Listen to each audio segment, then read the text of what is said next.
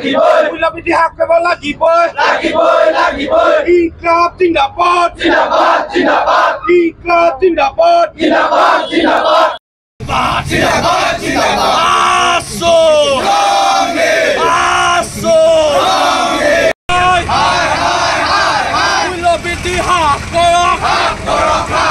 কাৰণে সাধাৰণ ৰাইজ কুঙা হ'বলগীয়া এটা পৰিৱেশ সৃষ্টি হৈছে। কেৱল নাগপুৰৰ ছত্ৰছায়াত থকা এই বিজেপি চৰকাৰে ২৬ৰ বৈতৰণি পাৰ কৰিবৰ কাৰণে বা অনাগত সময়ত হ'বলগীয়া উপ নিৰ্বাচন পাৰ কৰিবৰ কাৰণে তেওঁলোকৰ এনেধৰণৰ কুচকাৱাজ। কাৰণ ইলেকশ্যন অহাৰ লগে লগে তেওঁলোকে এই বণিক গোষ্ঠীৰ পৰা তেওঁলোকে কোটি কোটি টকা তেওঁলোকে সংগ্ৰহ কৰে, চান্দা তোলে কোটি কোটি টকা। এই চান্দাবিলাক তেওঁলোকে ক'ৰ পৰা পাব? এই সময়ত মানুহৰ অত্যাধিক মূল্য প্ৰতিটো বস্তু মানে বজাৰত থকা ইন্ধনজাত সামগ্ৰীৰ পৰা আৰম্ভ কৰি প্ৰতিটো অত্যাৱশ্যকীয় সামগ্ৰী মূল্য বৃদ্ধি কৰিছে। আৰু মূল্য বৃদ্ধি ৰোধ কৰাৰ ক্ষেত্ৰতে অসামান্য যিগৰাকী যোগান বিভাগৰ মন্ত্ৰী আছে সেই মন্ত্ৰীজন চৰম ব্যৰ্থ হৈছে।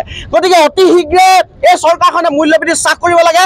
আৰু যিগৰাকী অসামান্য যোগান বিভাগৰ মন্ত্ৰীক এই বিয়াগম এটা বিভাগ য'ত ৰাইজৰ আশা ভৰসা থাকে, মানুহৰ নিত্য প্ৰয়োজনীয় সামগ্ৰী যিটোৰ ওপৰত নিৰ্ভৰ কৰি থাকে যিটো যোগান বিভাগ, সেই যোগান বিভাগত থকা যিগৰাকী মন্ত্ৰী আছে মন্ত্ৰীগৰাকীয়ে অতি শীঘ্ৰে পদত্যাগ কৰিবলৈ তেখেতক নিলম্বন কৰিবৰ কাৰণে আমি ছাত্ৰ সন্থাৰ মজিয়াৰ পৰা আজি তেখেত দাবী উত্থাপন কৰিছোঁ।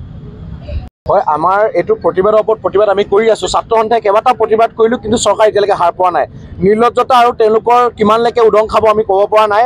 আপোনালোকে এটা কথা লক্ষ্য কৰিব, অসমৰ ৰাইজে দেখি আছে যে তেওঁলোকে এটাৰ পিছত এটা প্ৰতিটো ৰাতিটোৰ ভিতৰতে যদি আপোনালোকে চাই যে তেলৰ দাম যদি ১১০ টকা আছে, পুৱাৰ ভিতৰত আপুনি চাব ১৪০ টকা ১৫০ টকালৈকে দাম বাঢ়ি গৈছে। সাধাৰণ শ্ৰেণীৰ ৰাইজে জীয়াই থাকিবলৈ তেওঁলোকে কষ্টকৰ হৈ গৈছে আৰু কৰিছে এই বিজেপি চৰকাৰে। তেওঁলোকে ২৬ত তেওঁলোকৰ নিৰ্বাচন আহি পাইছেহি। নিৰ্বাচনৰ আগত তেওঁলোকে পুঞ্জি সংগ্ৰহ কৰাৰ আচলতে এটা আছিলা হিচাপে মূল্য বৃদ্ধি কৰিছে।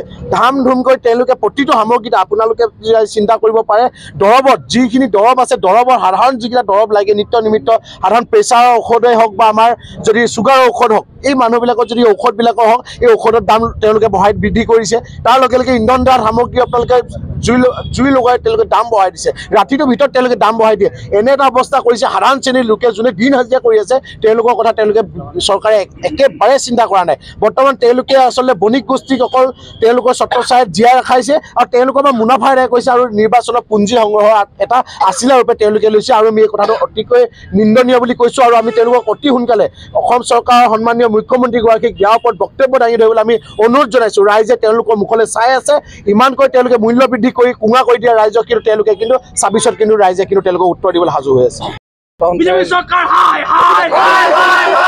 চৰকাৰে জনসাধাৰণৰ কথা নুশুনা হৈছে, বজাৰত অত্যাধিক বস্তুৰ মূল্য বৃদ্ধি হৈছে। সেয়েহে আমি অসম চৰকাৰৰ মুখ্যমন্ত্ৰী আৰু যোগান বিভাগৰ মন্ত্ৰীগৰাকীক আমি জনসাধাৰণৰ প্ৰতি লক্ষ্য ৰাখি মূল্য বৃদ্ধি হ্ৰাস কৰিবৰ কাৰণে অনুৰোধ জনাইছোঁ। নহ'লে আমি জিলা ছাত্ৰ সন্থাই বিভিন্ন সময়ত প্ৰতিটো অনুষ্ঠান আমি আয়োজন কৰিম, ইয়াতে জংগীভাৱে আন্দোলন কৰিম বুলি ঘোষণা কৰিছোঁ।